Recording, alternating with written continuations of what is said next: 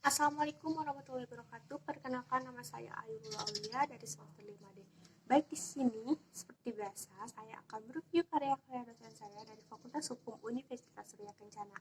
Nah, kali ini saya mengambil judul salah satu karya dosen saya, yaitu Potensi Penyelewengan Alokasi Dana Desa dikaji menurut Peraturan Menteri Dalam Negeri Nomor 37 Tahun 2007 tentang Pengelolaan Keuangan Desa.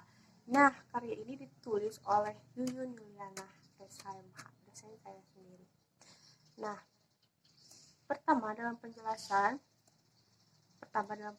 penjelasan yaitu kebijakan desentralisasi yang efektif dilaksanakan sejak tahun 2001 pada gilirnya akan meningkatkan kesempatan bagi pemerintah daerah untuk memberikan alternatif pencegahan secara inovatif dalam menghadapi tantangan yang dihadapi.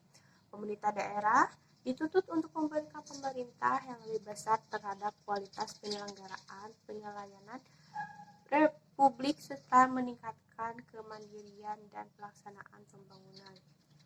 Nah, itu awal dari pendahuluan yang beliau sampaikan. Nah, pembahasan pertama yaitu tentang kebijakan penerapan alokasi dana desa. Pada dasarnya, pembangunan di negara Indonesia ditopang oleh pembangunan di tingkat nasional dan provinsi.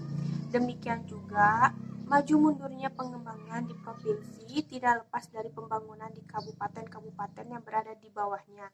Dan sudah barang tentu maju mundurnya kabupaten tergantung pada pembangunan di kelurahan dan desa-desa di bawah pemerintahnya. Demikian pula dengan laju pertumbuhan perekonomian di suatu daerah baik kabupaten maupun provinsi tidak lepas dari kemajuan pembangunan ekonomi desa. Undang-Undang Nomor 23 Tahun 2014 tentang pemerintahan daerah mengatur secara khusus mengenai pendapatan daerah yang diatur dalam pasal 1 ayat 35 menyatakan bahwa pendapatan daerah adalah semua hak daerah yang diakui sebagai penambahan nilai kekayaan bersih dalam periode tahun anggaran yang bersangkutan. Dan pasal 380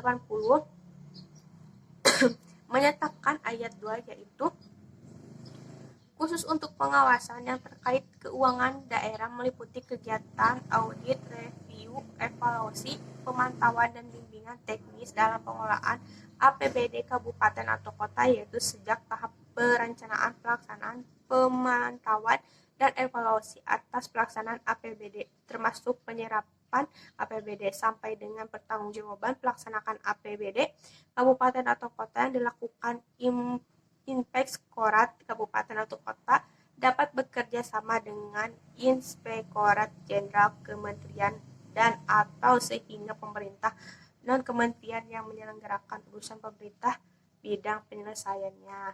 Nah, dalam pembahasan pertama, beliau sangat menjelaskan sangat detail. Nah, lalu yang kedua, beliau menjelaskan tentang potensi penyelewengan terhadap dana alokasi. Keberhasilan implementasi sebuah kebijakan salah satu faktor yang menentukan adalah 3 sosialisasi yang merupakan proses pengomunikasian kegiatan. Ada 3 hal yang perlu diperhatikan yaitu transmisi, quality, konsistensi dari hasil penelitian hubungan alokasi dan pelaksanaan ADD. Nah, itu pembahasan yang kedua. Dan pembahasan yang ketiga adalah upaya pemerintah daerah dalam meminimalisir bila saya kata ya terjadinya potensi penyelewengan dana alokasi. Nah, dan penjelasan yang terakhir, dan itu yang penjelasan yang terakhir ternyata yang saya baca. Nah, dari semua penjelasan yang saya tadi sebutkan, kesimpulannya adalah kebijakan pengelolaan alokasi dana desa diatur bahwa pengelolaan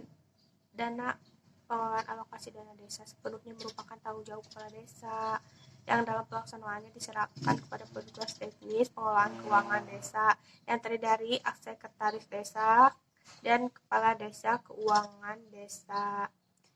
Nah, yang kedua yaitu potensi penyelewengan ADD terjadi disebabkan oleh berbagai hal, antara lain menggunakan ADD untuk keperluan lain, mengalihkan dana program lain untuk memuaskan kegiatan baru yang sebelumnya tidak direncanakan. Dan yang terakhir yaitu upaya-upaya yang dilakukan guna meminimalisir penyelewengan dana, antara lain melakukan sosialisasi, peningkatan peran serta masyarakat dan sumber daya masyarakat atau SDM.